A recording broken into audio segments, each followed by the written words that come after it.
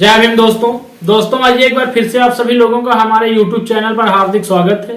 दोस्तों आज के वीडियो के माध्यम से मैं आपको लेकर के चल रहा हूं उत्तर प्रदेश की एक सबसे बड़ी खबर की ओर। जी दोस्तों जैसा कि आपने हमारे वीडियो का थंबनेल पढ़ा कि उत्तर प्रदेश में इंडिया अलायंस में मायावती इन और अखिलेश आउट, और एक खबर और पढ़ी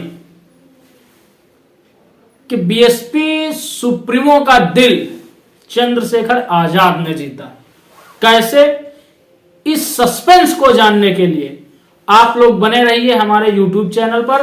हम आपको आज उत्तर प्रदेश की जो बड़ी बड़ी खबरें हैं उनकी ओर लेकर के चलेंगे।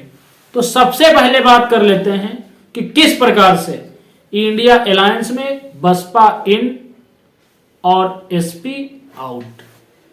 दोस्तों हम आपको एक खबर दिखा रहे हैं और वो खबर आप हमारे वीडियो के स्क्रीन पर देखिए। इस स्क्रीन में आपको सीधा सीधा दिख रहा होगा कि समाजवादी पार्टी प्रमुख अखिलेश यादव का इंडिया अलायंस से मोह भंग हो रहा है, जैसा कि उनके बयानों से कयास लगाया जा रहा है।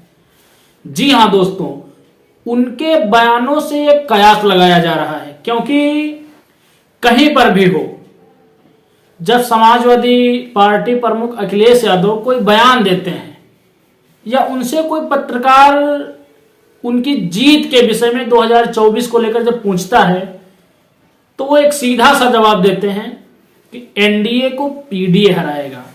अभी जब ये पूरा देश 1 जनवरी को 9 वर्ष मना रहा था, तब सपा प्रमुख अखिलेश यादव और समाजवादी पार्टी के कार्यकर्ताओं ने उस दिन को पीडीए एकता वर्ष के रूप में मनाया। दूर दूर तक उनके बयानों में कहीं पर भी इंडिया अलायंस का जिक्र नहीं होता है। जी हां दोस्तों, और ये सुगबुगाहटें हैं कि इंडिया अलायंस में देर सवेर ही BSP supremo Mayawati ji participate कर सकती हैं। और 19 दिसंबर को, ये सबसे बड़ी खबर है, इसका मैं एनालिसिस यहां पे क्यों कर रहा हूं ताकि आपको पूरी बातें समझ में आ जाएं। 19 दिसंबर को इंडिया अलायंस की जो बैठक हुई थी, उस बैठक में सपा ने कांग्रेस से सीधे सीधे सवाल किया था कि कहीं अंदर खाने बसपा को लेकर के आपके जहन में कोई पॉजिटिविटी तो नहीं पल रही है? आप कहीं बसपा को तो अलायंस में लेने के बारे में नहीं सोच रहे हैं? तो दोस्तों आपको बताता चलूं, कांग्रेस ने वहां पर समाजवादी पार्टी से यह जरूर बोल दिया था कि ऐसा कुछ नहीं है, लेकिन ऐसा ही है जब आप वास्तविकता पर नजर डालोगे। मैंने कहा था अपने वीडियो के थंबनेल पर कि बसपा इन सपा आउट। दोस्तों अभी इंडिया अलायंस में सीट शेयरिंग का जो मामला है वो फिक्स नहीं हो पाया है। उससे पहले समाजवादी पार्टी की तरफ से कुछ खबरें निकल कर आ रही हैं, जिसे मैं स्क्रीन पर दिखा रहा हूं, आप देख लीजिए। अभी से बगैर सीट शेयरिंग का फार्मूला तय हुए समाजवादी पार्टी उत्तर प्रदेश के अंदर कुछ सीटों पर अपने उम्मीदवार उतार रही है। ये क्या है? इसको इस देश की जनता को समझना होगा कि इस देश में इंडिया अलायंस के नाम पर हो क्या रहा है।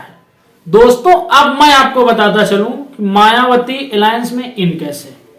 अभी कुछ दिन पहले आपने देखा था कि बीएसपी के एक सांसद मलूक नागर, जिन्होंने विपक्ष के सामने ये प्रस्ताव रखा था कि अगर विपक्ष बहन जी को इंडिया अलायंस की तरफ से पीएम उम्मीदवार घोषित करता है और कांग्रेस बसपा सुप्रीमो मायावती जी से इस बात को लेकर माफी मांगता है जो उन्होंने राजस्थान, मध्य प्रदेश और उन अन्य राज्यों में बसपा के विधायकों को तोड़ने का काम किया, इस काम की वजह से।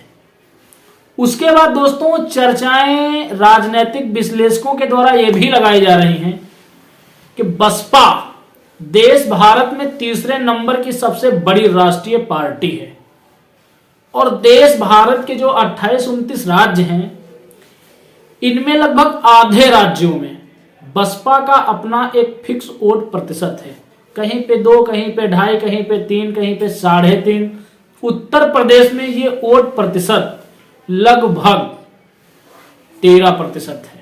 और शायद इसीलिए कांग्रेस उत्तर प्रदेश में बसपा के साथ एक संतोषजनक समझौता करके देश भारत के अन्य प्रदेशों में बसपा का जो वोट प्रतिशत है उसे अपनी ओर खींचना चाह रही है। और शायद इसीलिए बार बार कांग्रेस पार्टी की ओर से इंडिया अलायंस में बीएसपी आ जाए, इसके लिए खबरें निकल कर आ रही हैं।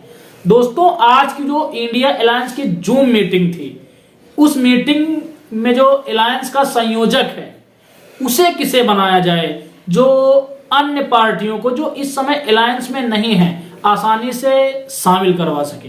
इसके लिए 2 नाम चर्चा में थे। पहला बिहार के मुख्यमंत्री नीतीश कुमार, दूसरा कांग्रेस की वरिष्ठ नेता सोनिया गांधी। दोस्तों, आपको बताता चलूं, बिहार राज्य में भी बसपा का अपना एक अच्छा खासा वोट प्रतिशत है। और अगर बीएसपी अलायंस में शामिल नहीं हुई तो उत्तर प्रदेश में तो अलायंस का काम बिगड़ेगा ही, साथ ही साथ मध्य प्रदेश, बिहार, राजस्थान, तेलंगाना, छत्तीसगढ़, कर्नाटका, हरियाणा, ऐसे करके लगभग 14-15 राज्यों में बीएसपी अलायंस का खेल बिगाड़ सकती है, क्योंकि इन राज्यों में बसपा का अच्छा खासा जनाधार है। दोस्तों, आपको यह भी बताता चलूं कि अभी मेरठ में बीजेपी के कुछ लोगों के द्वारा बहुजन समाज पार्टी के और समाजवादी पार्टी के कुछ पार्षदों और एमएलसी के बीच मारपीट हुई थी। उस मारपीट के मामले में चंद्रशेखर आजाद समाज पार्टी के सुप्रीमो बहुजन समाज पार्टी के पार्षद से मिलने पहुंचे। तो कयास ये लगाए जा रहे हैं कि चंद्रशेखर आजाद की ये पहल बीएसपी सुप्रीमो मायावती जी का दिल जीतने का एक तरीका है। और दोस्तों, ये अच्छा भी होगा अगर चंद्रशेखर आजाद देर सवेर बीएसपी के फेवर में आ जाते हैं। और दोस्तों, अभी भारतीय जनता पार्टी ने सदन के अंदर, और खासकर अमित शाह जो इस समय देश के गृह मंत्री हैं, उन्होंने हिट एंड रन लॉ में जो बदलाव किए थे उससे नाराज होकर ट्रक ड्राइवरों ने जो हड़ताल की, इस देश के आम जनों का जीवन बाधित हो गया। इस हड़ताल से प्रभावित होकर हम या यूं कहें कि हार मानकर देश की सरकार को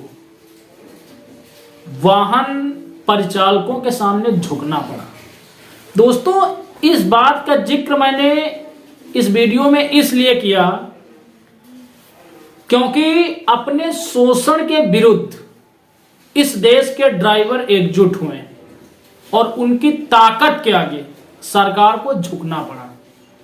तो जब आपका भी शोषण हो इस देश की निरंकुश और तानाशाही सरकार के द्वारा, तो आप भी एकजुट होकर इस देश की सरकार के खिलाफ सड़कों पर उतरिए। आप दावा मानिए, देश की सरकार को आपके सामने झुकना पड़ेगा, क्योंकि जिस देश की सड़कों पर भीड़ नहीं होती है उस देश की सरकार तानाशाह बन जाती है।